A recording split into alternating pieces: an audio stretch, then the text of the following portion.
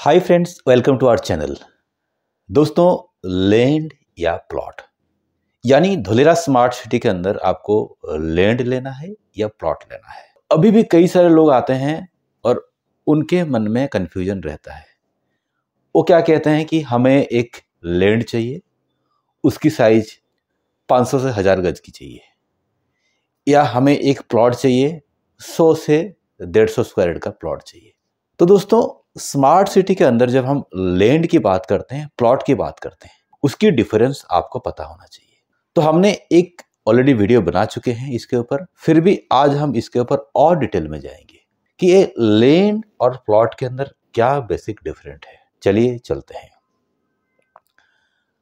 दोस्तों, सबसे पहले बात होती है साइज, यानी लैंड या प्लॉट की साइज। कोई भी लैंड जो स्मार्ट सिटी के अंदर, उसको हम कहते हैं ओरिजिनल प्लॉट, यानी पुरानी खेत। पुरानी खेत को काट के आधे एरिया में एक फाइनल प्लॉट अलॉट होती है फार्मर को, जिस फाइनल प्लॉट को एनए करके यानी नॉन एग्रीकल्चर करके हमें खरीदना होता है, तो उसे हम कहते हैं लैंड। और लैंड में आपको ध्यान देना है कि एक एंटायर खेत है, ना कि किसी का एक टुकड़ा है, यानी एक फाइनल प्लॉट है। प्लॉट किसको कहेंगे? यदि आपने एक रेसिडेंशियल लैंड खरीदा बड़ी साइज की और उसके ऊपर प्लान पास कराया अकॉर्डिंग टू स्मार्ट सिटी की जो कानून कायदे के मुताबिक, आपने उसके अंदर क्या किया, स्मार्ट सिटी की जो minimum requirement approximately 350 square yards onwards का जो साइज इसका प्लॉट आपने बनाए और उसके ऊपर प्लान पास कराए और रेरा लेके आप किसी को बेच रहे हैं, तो उसे हम कहते हैं प्लॉट। यानी एक प्लॉट 350 गज के ऊपर का साइज का मिलता है। एक लैंड मिनिमम 2500, 3000, 4000, 5000, 10,000 या 20,000 गज तक हो सकता है, क्योंकि वो पूरी खेत है, तो उसमें छोटा लैंड मिलना असंभव है। तो ये रहा साइजेस की बात। अब बात उठती है बजट। जब हम प्लॉट खरीदते हैं, यानी रेरा प्लान पास वाली प्लॉट स्मार्ट सिटी के अंदर खरीदते हैं, उसे हम कहते हैं रिटेल सेल्स। यानी एक बड़ी खेत खरीदा, उसमें काट काट के छोटे छोटे प्लॉट बना के लोगों को अलॉट किया गया, तो उसको हम कहेंगे रिटेल सेल्स। तो रिटेल सेल्स में जो प्राइस है, जो बजट है, ज़्यादा होता है। और जो होलसेल है, यानी जो लैंड है, एंटायर लैंड जो आप खरीद रहे हैं, वो लैंड का यूनिट प्राइस कम रहता है। यानी पर स्क्वायर यार्ड या पर स्क्वायर फीट का जब बात करते हैं, लैंड और प्लॉट में बहुत फर्क है। प्लॉट हमेशा महंगा होगा, 1.5 से 2 गुना प्राइस लैंड से ज़्यादा होता है। यदि आपके पास बजट है तो आप लैंड खरीद सकते हैं। हाँ, लैंड में क्या होती है, उसकी साइजेस बड़ी होती है, तो भले ही प्राइस कम है, मल्टीप्लाई बाय साइजेस जब करते हैं तो उसकी टिकट साइज हमें ज़्यादा दिखता है, पर एप्रिसिएशन भी उसी हिसाब से हमें मिलता है। डॉक्यूमेंटेशन किसमें? लैंड और प्लॉट में।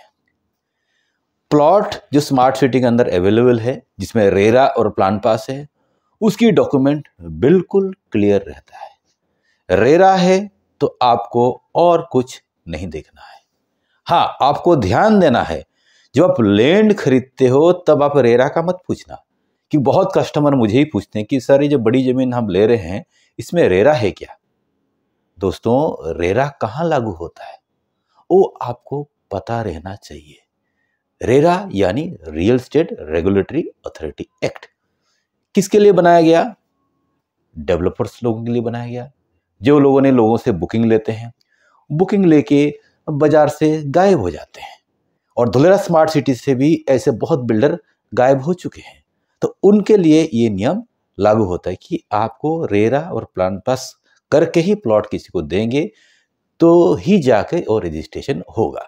लेकिन बड़ी जमीन में यानी लैंड में रेरा या प्लान पास की जरूरत नहीं है।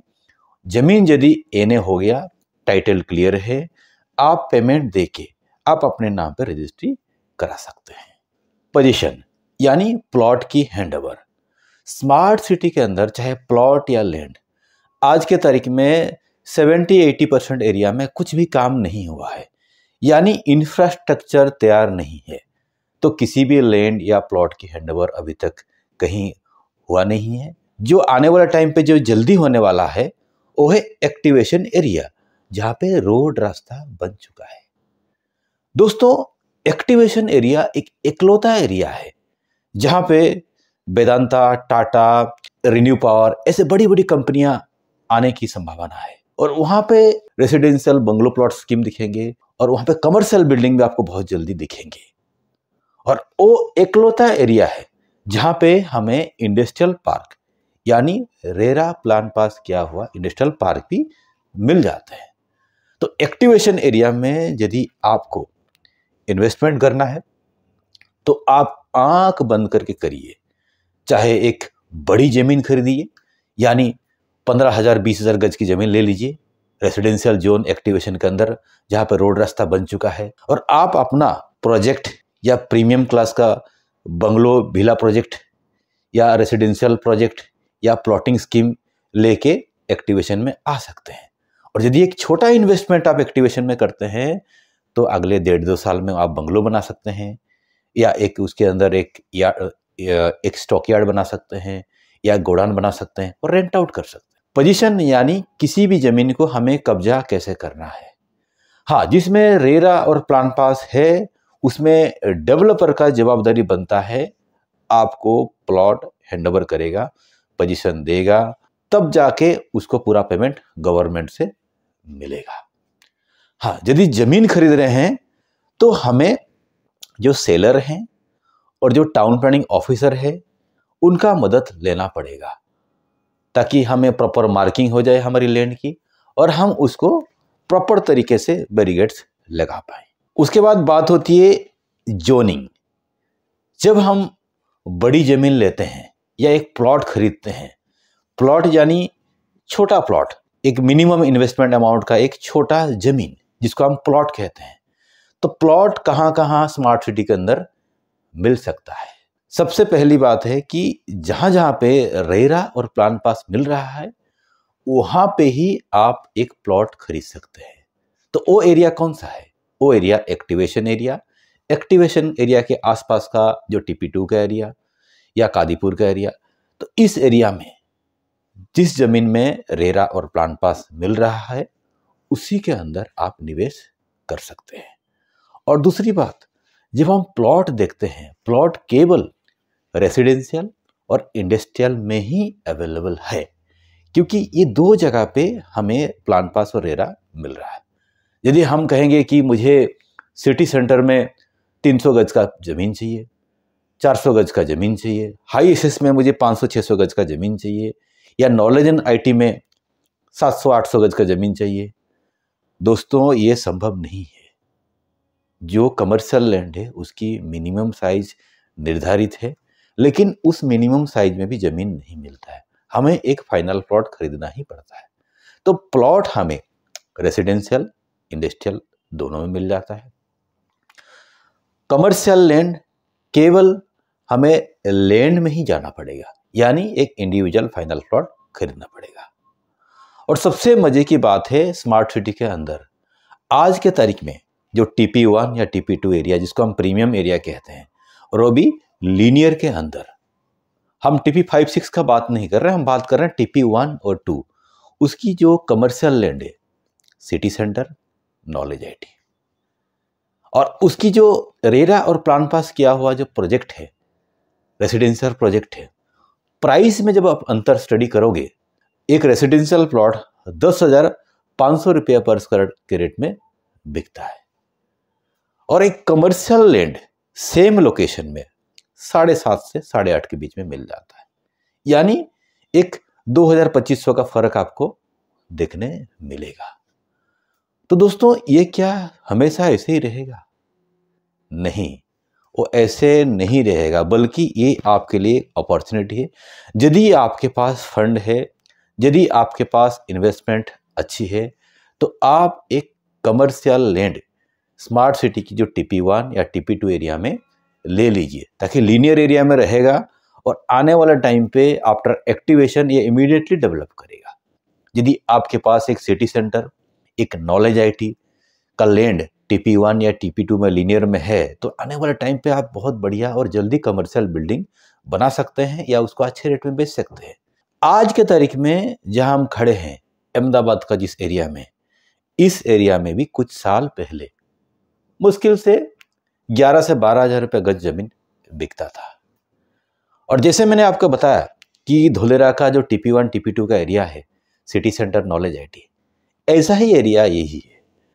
तो इस एरिया का 12,000 का रेट धीरे धीरे धीरे धीरे आज पहुंच चुका है 1,70,000 रुपया गज।